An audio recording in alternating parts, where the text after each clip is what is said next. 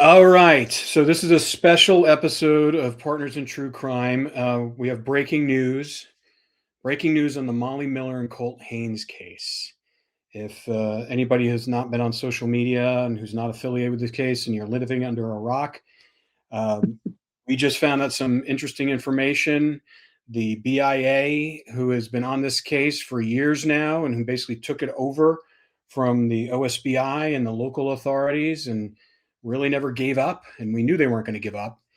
Apparently, they, according to news sources and our reports on the ground, they found human remains near Long Hollow Road and Pike Road, very close to where the car where Molly and Colt and Con Nip left the car and they ran in their different directions. We don't know the exact location yet. Information is very fluid.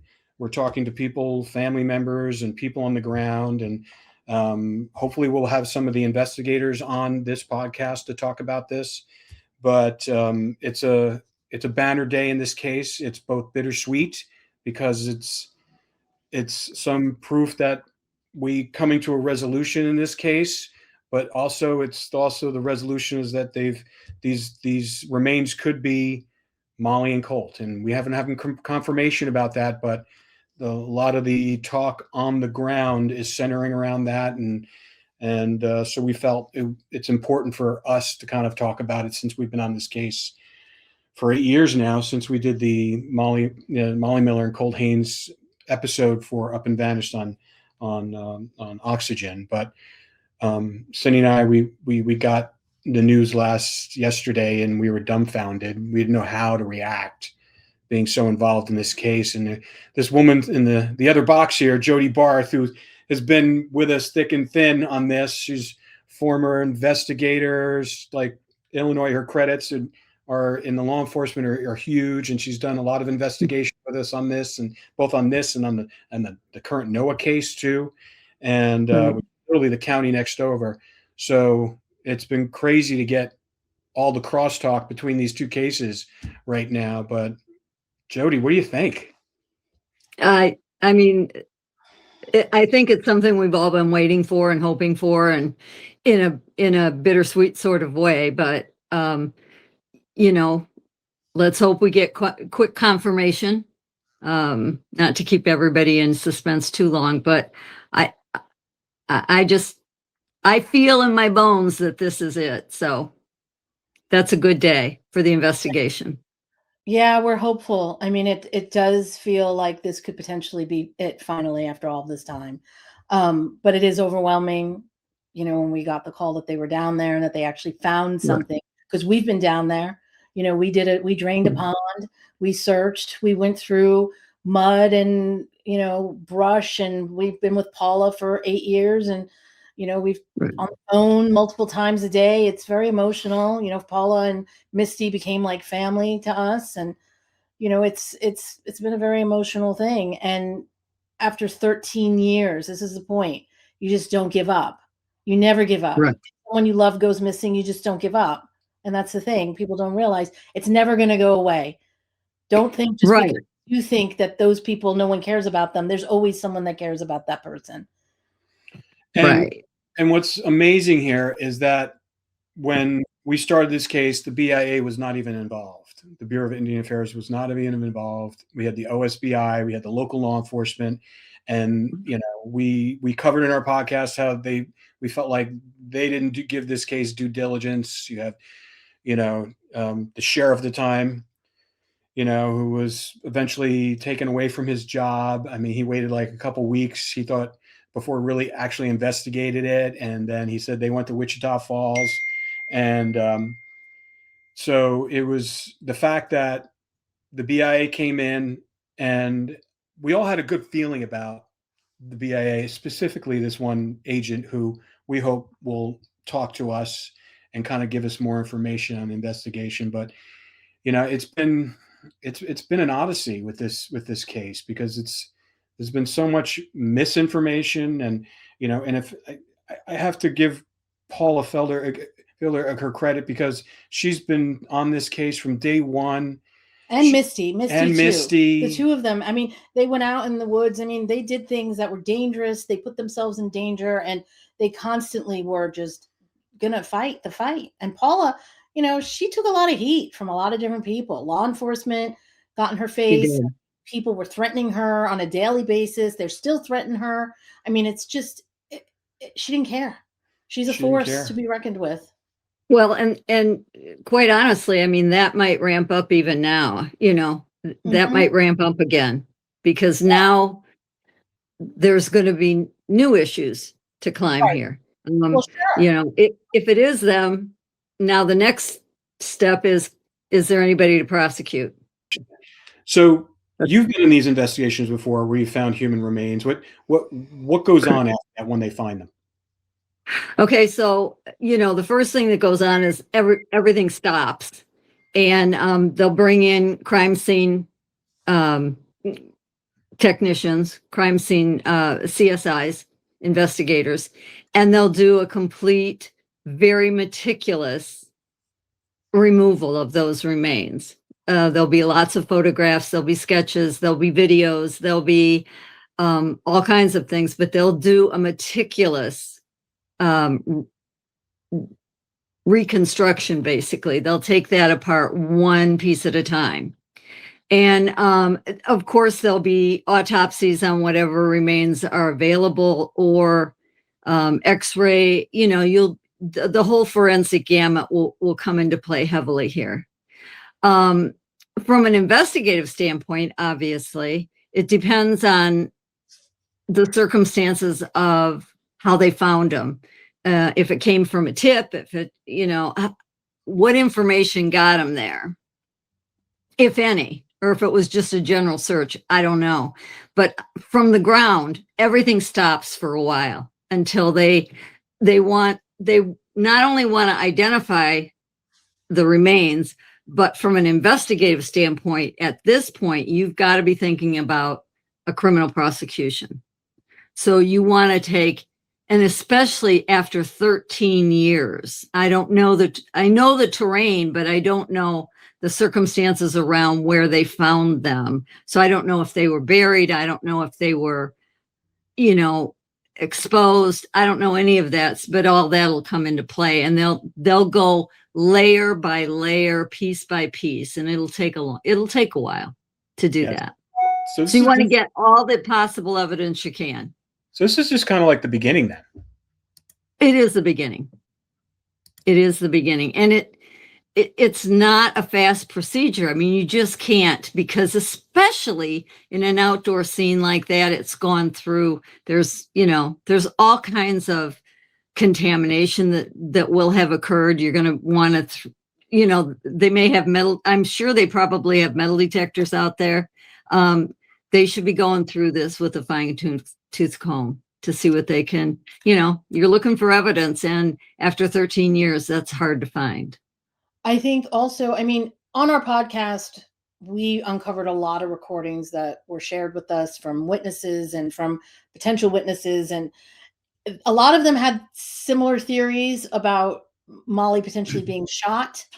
We actually have a 911 recording of someone explaining exactly how Molly was shot. Right. A bullet unfortunately, through her mouth into her head.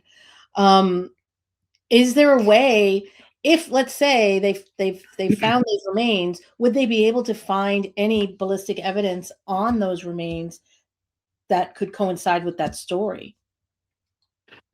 It's very possible. Now, I don't know how graphic to get here. I don't want to get too graphic, but the skull is virtually an enclosed sphere.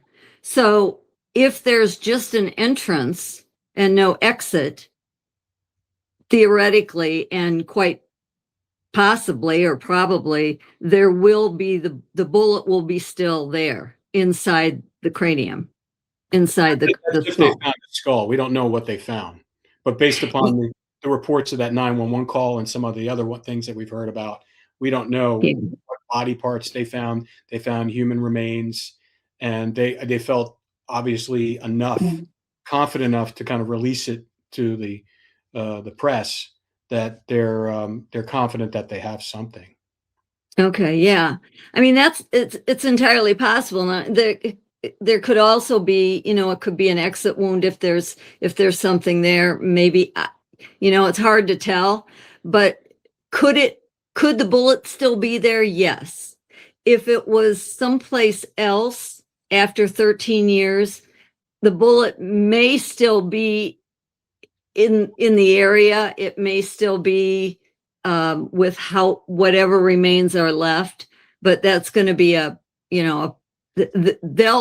they'll use x-rays. They may use metal detectors. If it's there, they'll find it. Well, what I want to talk about is the actual effort, because obviously we're not in Oklahoma. We've been getting calls all week, and obviously the local news did a report on it, basically showing videos of all the vehicles going down there. Obviously, we know a Right. lot of people down there, so we were getting calls from them. But according to this, there was like two kind of buses full of men, and women, volunteers that came in there from different law enforcement. We know the FBI was down there. Obviously, the BIA was down there. So it was a pretty coordinated effort. And it sounds like everything the BIA has been doing for the past years, they've been really kind of game planning this for a while. And I know they went out, there was reports they went out a few months ago and in the same area, and they didn't find anything. So this is like their second attempt here. And 2 days into what they said they were going to be there from, they got there Tuesday. They said they were going to be there Friday. Like literally a day and a half. That's when we started getting the phone calls that they may have found something, and then the news reports came out literally the next day. So it's. I just think it's amazing. I don't think any of us here right now, I mean, I didn't think they were ever going to find anything based upon all the preliminary reports we got and the testimonies of people talking about what they could have done to the bodies and the horrific, horrible things we're hearing from Paula's investigation, the people she got on tape.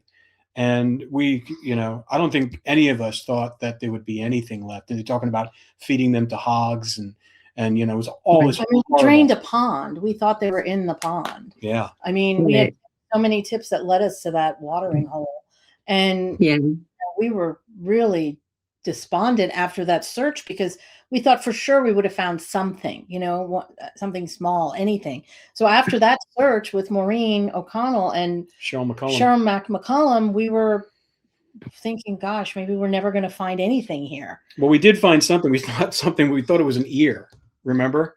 We found some dogs. We had 2 sets of cadaver dogs coming from 2 different parts of Oklahoma, federally accredited, and they all hit on Toby's pond, like after we drained like crazy. So, but we're so grateful for the BIA to take on this case. I mean, it was such a relief that they did because we were so stressed about this. Like, what's going to happen? Nothing. And they took it and ran with it. I mean, they're really incredible people to do this. It's amazing. They've done an incredible job. And I will tell you from experience, there is no better feeling than what they're feeling today, even though it's sad. When you have success on something like this, it's an incredible feeling, and they deserve every bit of credit. They've done a great job. This was not an easy case. No, not after 13 years. No, nothing is easy. No. So I mean, I thought when I thought that they were probably there on some pretty credible. I don't know if it was credible information or just, through working the investigation, if they had zeroed in, but it seemed like, to me, I was very hopeful when I heard that they were the scope of this search and how they were conducting it. I was very hopeful that they were going to have success. And I was telling Rob this morning, the last I had heard was, they said they were going to be there till Friday. And I realized this morning it was Friday, and I was bummed because I thought, oh my gosh, if they don't have success, I don't know if they'll come back. you know? I know. It seemed like So, one shot, one and done. It's a miracle. But getting back to when we went, how the BIA got involved in this is when we went to drain Toby's pond. And mhm, we're there for 3 days, and one of the other cadaver dog handlers who we brought down, who volunteered, he was a federally credited one, who actually worked with the BIA and works with the BIA. He came down there that night, and we were going to search the next morning. And then he started telling us, he goes, "Hey, listen," he goes, "this is going to change. I just got a phone call." And he was the one, it was the first tip that this thing was going to get taken over federally by the BIA. And literally within the next week, they started getting all the information. And because of Molly, because she's part Chickasaw, they found a way of involving them in the case. And I just have to say, there's, I don't want to mention his name yet, but he's the mhm, lead BIA agent. And, I've spoken to him a few times regarding this case, and he has always been, he never told me anything, but based upon our conversations with him, I knew that he had the type of resolve to really look into mhm. the case. I mean, just taking an objective, unemotional, hard look at everything that was out there, because he did. He went back to the beginning. He went back to all of it, and he is, for the past, how long has it been since we went to Toby's like that? It's like 3 years, 3 4 years. Yeah, years. at least 3 3 years. years, yeah. In that time, and we wouldn't hear from him for months, and or anything, and then something would pop up, and he'd ask me a question about something, and I'd say, "Yeah, here," and then I wouldn't hear from him for months. So I had no idea what he was doing, but back in our minds, I just knew that he was on it. He was on it. Yeah, And well, they've done incredible work, and, I can't thank them enough because literally, I think of this case every day. I still have always thought of this case every day, wondering what we missed. Did we forget, did we miss something obvious? And so this is incredible. well, It it's the really no is. body thing. We had no body, so you have nothing. Right, You're working in space. It's just like right. when we worked the Jennifer Kessie case. We did a story on that. I mean, those poor people, those family who we still talk to, they still, Mhm. they're getting closer. And I hear there's a lot of information that they're getting, but their case is old as too, and they're still chugging away, and they're still fighting. And I think that's the big lesson here for anybody Mhm. who's thrust into this horrible possible situation where you have a loved one that you think is dead and missing, and you can't find them. The message is, don't give up. Don't give Right, up. Definitely don't give up. No, you can't. I mean, right. Paula is honestly, I mean, I found Paula in 2018 when I was doing research for our series on oxygen. It was an Up and Vanished television series. Mhm.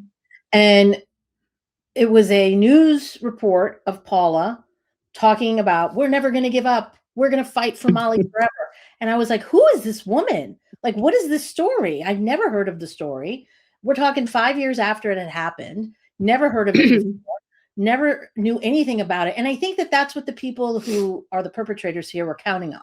I think they were counting on the fact that no one would hear about this story. They could just kill Molly and Colt, and they were expendable people to them. And they figured, oh, we can just toss them away. Like many women who are Indigenous women, there's a massive problem in the Native American community of missing women. So I think that they just figured, well, Molly, who cares? No one's going to come look for her. But when we saw Paula on that clip, it was like, wow, who is this woman? And when we started digging in and we saw that there was a corrupt sheriff and there was all this stuff that had happened and we just couldn't believe it, had never hit the mainstream media, had never been reported on, had never been No. on any ID show, had never been on any oxygen show, had never been covered in true crime world at all. So we were like, Right. oh my God, we need to look into this. And when we started to look into it with Paula, we couldn't believe the amount of work that she had done with her cousins, and how much work that they had, how much risk they had done. They put their lives in jeopardy multiple times, going and chasing down drug dealers and getting in the face of law enforcement. People threatening to kill them constantly.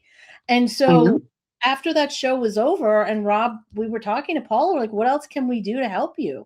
And we had never done a podcast before. We had taken the first podcast and made it a TV show, the first TV show based on a podcast, but we had never done a podcast until we met Paula. And once we started going, we just couldn't believe how much information was ignored in this case. And it is ironic, though, that through Molly and Colt's case, we ended up getting in contact with Noah Presgrove's family. And it's in the same area. It's in the same county next door. Right. It's the same type of situation. Here you have this young, handsome man who was killed and murdered brutally on the side of the road, and everybody's ignoring it, like they just pretending it didn't happen. And the family's struggling still, and no answers, right? It's the same type of energy that we were dealing with Molly and Colt. And with Molly and Colt, it became pretty intense for us too. We were getting threatened. We were getting harassed. We didn't care. We're like, well, whatever. We don't care. We're not going to let people intimidate us. You know, you can't. That's the thing. And Paula never did, and neither did Misty. They just fought and fought. And look, now finally, and if it wasn't for the BIA really taking an interest in this case after so many years, it's extraordinary. Honestly, it really is extraordinary. I'm convinced if they didn't get involved, this would never. And granted, we still don't have all the information about who the remains are. Right. But it's. Well, they found somebody. So, you know, I mean, the fact that they put all that manpower behind it to go search for Molly and Colt. Right. Says something to me. And it's in the area. It's in the area that we stood in the area that they've been searching. You know, we've been there. Lots of people. There've been other people searching in that area. So it's like And I don't think there's any other outstanding missing in that area now. In that general area. We don't know. I mean, it could be we're being speculative that it's Molly and Colt. We don't know for sure. It could be anything. But we're just happy that there is movement and that there's interest and that there's manpower behind these searches looking for them still. It hasn't been just languished like it has been. You know, we stopped the podcast on Molly and Colt a year and a half ago because we kind of hit a wall and we were like, well, where else can we go? Remember, Joey? We were like, what else can we do? I do. Yeah. I mean, you know, I've racked my brain, like I said, every day, just thinking about that. It's like, okay, what didn't we do? What didn't? And it is increasingly harder to find the answers when you don't have a body. I mean, that's so much harder than when you have a body. In Noah's case, we have a body.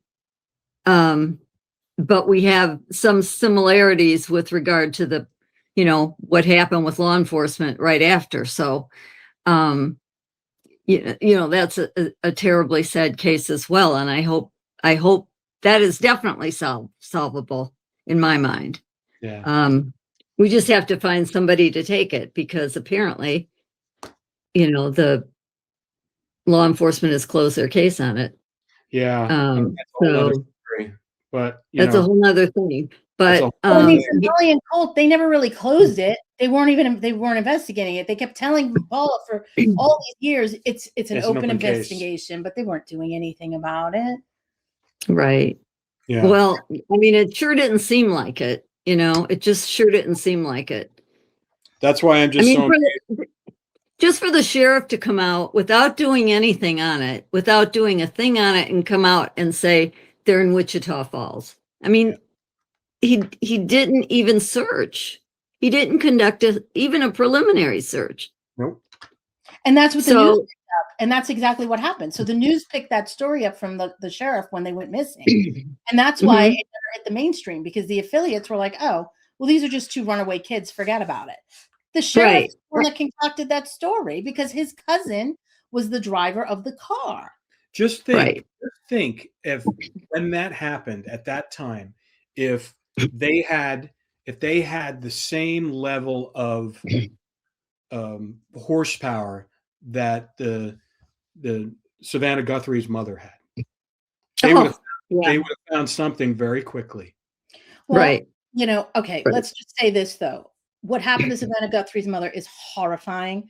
Our prayers are with that family. I feel every time I see it, it's heartbreaking to watch. But Right. saying that, we've worked on so many missing persons cases that it is a little frustrating for a lot of these families who don't get that horsepower, right? Like Molly and Colt's family, like Jennifer Kessie's family, the list can go on. I mean, we have so many people we've been working with over the past 10 years that it's sad. And maybe that's something that we need to think about as a country here, is that we need to come up with a better solution for missing persons and not have the protocol that we have now, because it doesn't work. Well, right. I mean, this case was very unusual in that the primary jurisdiction for law enforcement was the prime suspect at the time was his cousin. Yeah.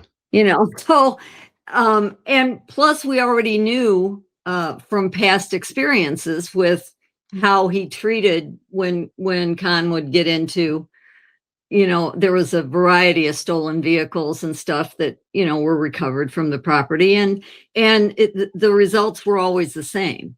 So this was an unusual case when you have that kind of relationship with the person who's primarily responsible for the investigation. Yeah. I mean, that's it was incredible. But I have to say, that I wasn't particularly impressed with when other law enforcement got involved, how they handled it either. It just seemed like it was a rushed kind of, I don't know. I just didn't like what I saw with regard to the investigation. No. And then when we were boots on the ground down there, we were doing the television show, and we'd been down that area now a few times since then. I mean, it just didn't feel right. It didn't feel, Con Nip had a laser on my head. He had a shotgun pointed at my head. No, it wasn't a shotgun, babe. It was a rifle. All right, well, whatever. A gun pointed at my head for the entire time that we were there. It's on tape. And it's like, why? If you don't have anything to do with this and you're not involved and you're innocent, like you claim that you are, then why are you doing all this? In fact, we heard from boots on the ground the other day that someone was starting a fire right there too when they started searching. And you got to wonder why. Crazy. Here we go again. It's very similar to the other case, right? Like, why are these people saying all these things? Why are they deflecting all these things? Why won't you help a victim's family find their loved ones or find answers to what happened to their loved one? I don't understand. This. It makes no sense. That's when you don't do basic searches of the last place that they were seen, and that's in both cases that we're talking about, there's something terribly wrong there. That's where you would start your investigation, other than the crime scene itself. Exactly. Yeah. So, and we didn't really they did have a crime scene here, with where the car was left, but there was no real search done there. No, and that was found later. Right. And we know the car sat there for a while. It was moved. We know that it was moved. I mean, you're a big proponent on that car was moved. Well, I think because I know it was moved. I know that car was moved. Right? I mean, let's think about it, right? 2 weeks later, Paula is searching with her family and her friends. Right. And now all of a sudden they're like, oh, Paula, the car is over here. What do you mean the car is over here? You didn't know that for the past 2 weeks that the car was where it is? And the night that it happened, Colt was calling all his friends. Molly was calling all her friends. Everybody was calling everybody. Come and pick us up. Find us. Come find us. So they knew people were looking for them. They knew people were out there. So why wouldn't they move the car? It doesn't make any sense. It wasn't even Con's car. It was his girlfriend's car. It was his. Right. And we know that timeline, and we know when the car, that's when they moved the car, when it was reported stolen. Exactly. I think. Of course they did. It makes no sense. Right. What's going to Right. be interesting, And they were coordinating that. We know they were coordinating that. what's going to be interesting now is the fallout from this. If these remains do become Molly or Colt, we don't know who it is, but if where the investigation is going and whether or not this is going to help other people kind of come forward. Well, I hope so. I mean, I think they're gonna. I mean, they may get very lucky with the physical evidence, but 13 years is a long time to have viable physical evidence. But if there's a bullet, there will be ballistics that will be able to be run. But Well, I there's just always go back to that recording. issues there. I'm that sorry, what? I always go back to that 911 call, because to me that 911 call, And the one you're talking about is the one that was sent from Colby Barrack's phone to the 911 of County. right? And them From Moxley Lake. Moxie Lake, and they were describing in detail what they had done to Molly. So that's why I'm saying, like, if there's any evidence that can be matched up with what that story was, because they didn't know they were being recorded at that time. They didn't know that they had called 911. We don't know if that was an accident or if they called on purpose. We don't know. All we know is that we have a recording of it. And in that 911 call, Colby Barrack and the other two people that he is with are saying very clearly what had happened. They describe what had happened to Molly. So maybe if these remains do belong to Molly and Colt, maybe they'll be able to see if there was any kind of bullet wound to her. And maybe then they can compare that to that story. I mean, I don't know. I'm not an investigator, but I remember that Paula did tell us on the podcast that they do have Molly's dental records, which is great. Right. So, talk us through that. Let's just say they can match it. How does that work, and how long does that take? So identifying through dental records is much quicker usually. I mean, virtually, probably her dentist or any competent dentist could do it, because they'll be comparing the teeth that's left in the skull. They'll be comparing those with the dental records, mainly the x-rays. So it's just, think about a tool mark or a ballistic. It's the same thing as a tool mark identification or a ballistic identification. You're looking to compare individual points of identification from one thing to another. So where teeth are concerned, you're looking fillings, missing teeth, bridges, things like that, where there's been work done by a dentist on her mouth. They're gonna match that physically to what's left in the human remains. And that's, like I said, a dentist can do that. They'll probably want, I'm sure it'll be a forensic dentist, probably through the medical examiner's office. But that's a fairly quick identification process.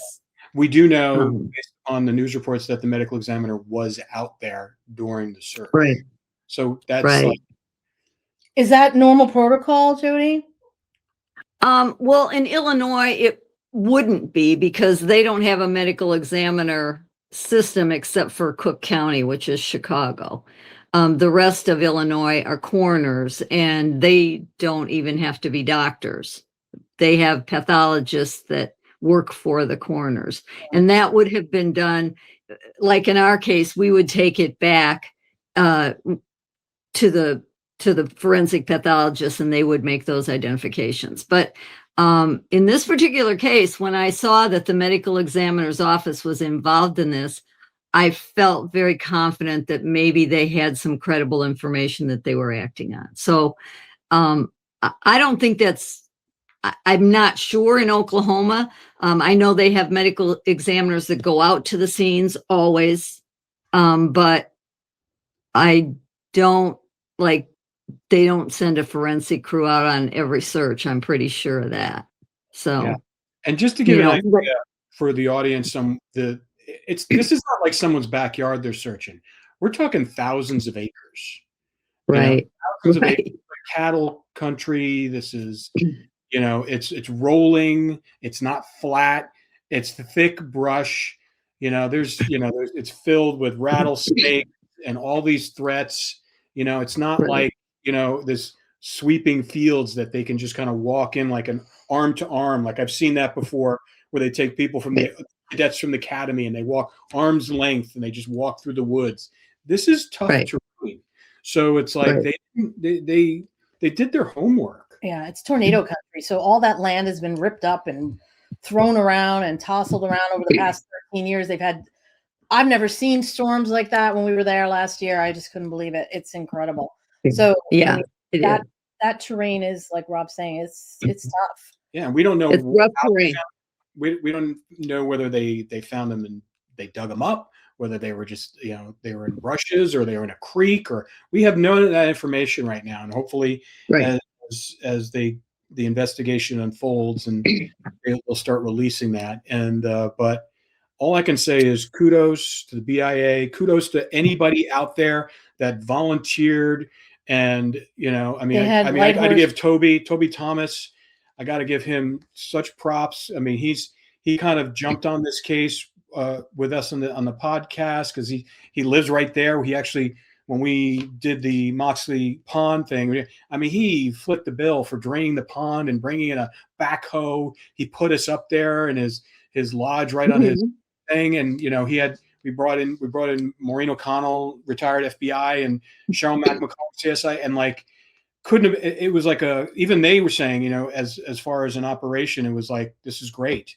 So the fact that all of those resources were coalesced so quickly and put together, it gives you hope. It gives you hope that, when bad things happen, good people rise to the surface, and we got a lot of heroes here. Toby was amazing, and his family were amazing. All of them were lovely people, and they didn't forget about it. Like that, we were out there several years ago, and he has consistently pursued trying to get answers too, because he lives there. Yeah, he has children there, and he's a good person, and his family, they're good people. And even the other people that live in that area that we met when they're there, and they would always have eyes on that area. Anything that came up, they would call us, they would call Paula, and then, anything that we felt was relevant, we would give to the BIA, and we would never hear anything result, but we're just like, hey, listen, said this, they said they saw that, they said this, here it is. So, but like Paula did in the beginning with the local law enforcement, OSBI, a lot of stuff got missing. She was giving them evidence, and they were, there's still missing evidence, The OSBI. OSBI, right? The OSBI and the local. She was giving stuff to Love County in the beginning. So it was just like they were giving you're giving the cat the food. Right. They were just like, it was an impossible situation. Once OHP, I know OHP's involvement in this particular case was kind of isolated to the chase, the car chase and all of that. And because of them, they were able to arrest Con Nip. Well, that's OHP. OHP, yes. Right. So Ronnie they Hansen were specifically. Yeah. Right. So their part was done. It was OSBI that was brought in to investigate the disappearance. And but they didn't come right away because the sheriff didn't give it up. They can't, there's jurisdictional issues, and you can't just overstep a sheriff, just like the FBI can't overstep just to come in unless there's a federal reason for them to come in. So it was kind of an impossible situation given the prime suspects at the time. Mm-hmm. And the local law enforcement. That's a good point to make, because everybody wants to point the finger and blame everybody all the time, but there are jurisdictions, and the sheriff at the time was cousins with the guy who was driving the car. Right. The last person to see Molly and Colt alive. So there is a conflict of interest there, and so maybe it's a matter of coming up with laws that don't allow for that. If there's a conflict of interest where you should recuse yourself, he should have been recused. make no mistake, the sheriff should never have had to been told to recuse himself on this one. He should have stepped up right from the car chase and handed it over to the state. He didn't do that. No, Ronnie Hampton, the OHP Excuse officer me. that we talked to on our on the television show, that was the first thing he said. Another hero Right. in this case was Ronnie Hampton. Yeah. If it wasn't for Ronnie Hampton, Con Nip wouldn't have gone to jail for that second chase. And you know, he was the same way. He was dogged about it. You know, he met Paula and he was going to try to help and do what he can, just like the BIA did. And it's incredible. There are good law enforcement people. I want people to remember that. It's not all people like the sheriff, you know, the bad sheriff. It's unfortunately the majority of law enforcement are good people that put their lives on the line for strangers every day and every night. They really are. There's bad in every profession has bad apples. Law enforcement isn't, you know, is no different. It's the human condition. Humanity. It is the human condition, right? And in this case, it was so obvious right from the get-go. I mean, the sheriff even called off the chase. So, you know, he knew exactly where they were going. So that was wrong from the beginning, and a sheriff, and I know he knew better. Yeah. I mean, of course, he wasn't a brand new sheriff. He knew. Yeah, he was there for 16 years. Right. Yeah.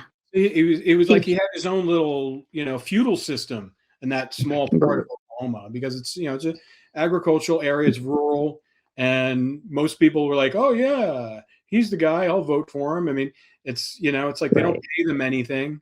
They don't pay the deputies anything. I mean, we've spoken to a lot of work there, and they don't have the training. This guy did not have training.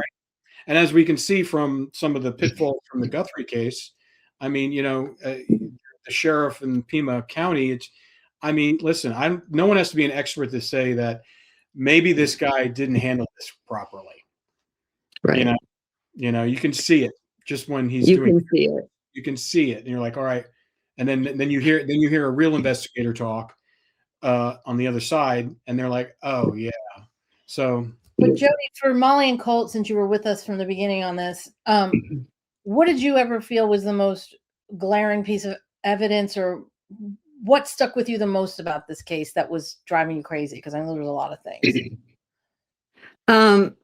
Well, I always felt that they were close by. I just always felt they were there. The fact that the land where they knew the chase ended was never properly searched was the biggest sticking point for me, because I just always felt that they were there someplace.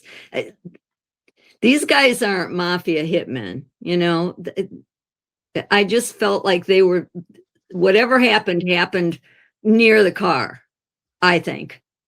I've always thought that. And it was never properly searched until now that I know of. I mean, maybe it was, but I don't think it was. Yeah. So, you know, and then we had, now who knows what would have happened if that first search warrant would have been granted? You know, would they have, because if I'm not mistaken, are we talking kind of in the same area? Yeah, similar area. Yeah, similar area, similar property areas. Yeah. Right. I agree. I agree. Who knows if they would have done that if that weren't? Yeah, but who knows who would have been searching it? That's the problem. I think it. Right. I don't think they would have gotten the same result, because I'm telling you, this was, according to what people are telling me, this is the largest search in Oklahoma history, with the amount of and the amount of people down there, the amount of tech that's been down there, the way they handled it. And so this is, you know, they're going to be using this as a training device too. And apparently textbook. And apparently everybody bought into the process. And there's nothing better when there's nothing more powerful when you have law enforcement uniting for one common goal, you know? So right. It just That's the only way you really do it. And I can't give them enough credit for this, especially, talking a 13-year-old case, Yeah. Yeah. I mean, the odds of solving it after 13 years are so slim. But I give them props. They did a great job. You can tell that they stuck with the investigation. I still think I'd be surprised if this was just a fluke and they just happened on them. I think that, they kind of had a targeted area maybe. But I don't know that, obviously. Yeah. But I just the way it was handled, I think that they went in with a purpose. Yeah. They were expecting, I think they were expecting to come out with this finding. Yeah. Well, I know they didn't have a warrant, so they had to get permission. So that alone was a Herculean task. So Right. And that people don't understand that you just can't get a warrant because you think something happened. You have to have probable cause. And probable cause is a subjective thing, but you have to be able to connect. First of all, you have to show why you think a crime occurred. And then you have to show cause that where you're searching, either the person you're searching or the place you're searching was involved in that crime. So when you don't have a body and nobody else is talking, it's very difficult to do that, even to get a search warrant for where the car was. Now, the car, was involved in a crime. So that might have been their best shot because the car was reported stolen. So it was a stolen car. That's a crime. So maybe you could have gotten a warrant for the area right around the car. Yeah, but they didn't. They didn't even search it, as far as I know. I mean, until I don't know if they ever searched it, actually. All right, so we don't know where they found the human remains, but now that they found human remains, wherever they have, walk us through finally, like, what happens to that site now? That's a crime scene, and then what do they have to do? So they'll have to work that crime scene, and they'll follow the evidence, whatever they have here. They'll keep it secured until they're, especially since they have permission and not a warrant. At this point, they may actually have gone back and gotten a warrant. Once they found the human remains, they may have applied for and received a warrant to get him back on the property and expand the search. I don't know if they did that because they had permission to be there, but if I would have done that. Once I actually found the remains, I would have gone to a court and gotten a warrant. To lock it down. And then you're there for as long as you need to be there. You don't want to leave. You can't leave the scene and come back at will. I mean, if you leave the scene for any reason, you have to make sure it's secured. You have to have a chain of custody now for everything you find, everything you do has to be documented. So they will work that crime scene until they think they've got everything. And then it'll be turned back to the owner eventually. That's what will happen once they leave there. That once they've withdrawn from the scene, they'll turn it back to the owner. It's amazing. Amazing stuff. Yeah. Well, we just pray it's Molly and Colt so we can get some answers here. Oh, I do. I would be so disappointed if it, I hate to say that because that sounds horrible, but I'd be disappointed if it wasn't. Right. But so I'd be surprised if it's not. If it's not them, I would be surprised. Yeah. Crazy. And I'm curious. I mean, they're gonna want to try to prove cause of death, manner of death, all that has to be done. And the cause of death is the actual injuries, or the events that caused their death, whether that was with a gun or strangulation or a knife or whatever. That's the cause of death. And then they have to determine the manner of death, which in this case would probably more than likely be homicide. But they have to do that legally. Yeah. So yeah. I mean, this is just the beginning of this. Yeah. It really is. it's like one of those things where like, it's like, I can't even, like I said, when we heard the news, we weren't sure if it was real or not, Right. you know? Yeah. I know that. I know, I and know it's that like feeling. we're like on pins and needles waiting. Is it them? Is it them? Is it them? We don't know. And that's the thing. It's like they found human remains in the area where we believe that they are or they were, Right. but yet without that confirmation, it's still very nerve-wracking. Right. I Yeah. mean, they may wait for DNA confirmation on both of them. I don't know. But dental, if they have dental is it's a reliable form of identification. I mean, if there's any tissue left, you can always do fingerprints too. I Do you think there doubt would that be any, there's any tissue. I would imagine after 13 years, whatever it was, if, you know, it Well, was, you know, that's an interesting thought because it depends. It depends where they were. It depends how they were covered, if they were covered. If I've had, if they were, if they it depends how the body decomposed. Did it decompose through decomposition, or did it decompose through a mummification process, which has to do with the environment around the body more than anything? If it's mummified, chances are there might be some tissues left. There might be prints left where they would be able to rehydrate that and possibly get fingerprints off of it. That's a positive form of ID. I doubt it. I doubt that's the case, but it's possible. Even in 13-year-old bodies, it depends how they decompose. It depends the environment that they've been in. If they've been exposed, probably not. yeah. Unless their Probably, tissues were protected in some way. yeah. But so they might wait for DNA. I have no idea what they're going to do, but a dental is a positive means of identification. Fingerprints are a positive means, and DNA is positive, obviously. Yeah. So, All right. So we'll keep everyone updated as soon as we hear. Yeah. This is crazy, but yeah, fingers I'll crossed, be, and say yeah, prayers for the Molly Miller's family and Colt's family. I'm sure their heads are spinning right now, and their I'm sure heart, they are. and Well, and they haven't been able to grieve yet. They still, this is the beginning for them too, because they're going to all go through grieving process. yeah.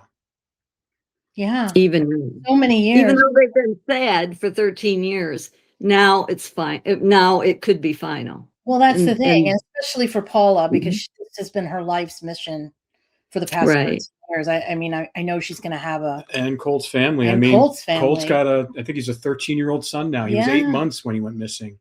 I mean, right. That's amazing. Right. I mean, I don't even know how you kid what's going on. I know. I can't even imagine what they're going through right now. I hope it's relief. I do. Yeah.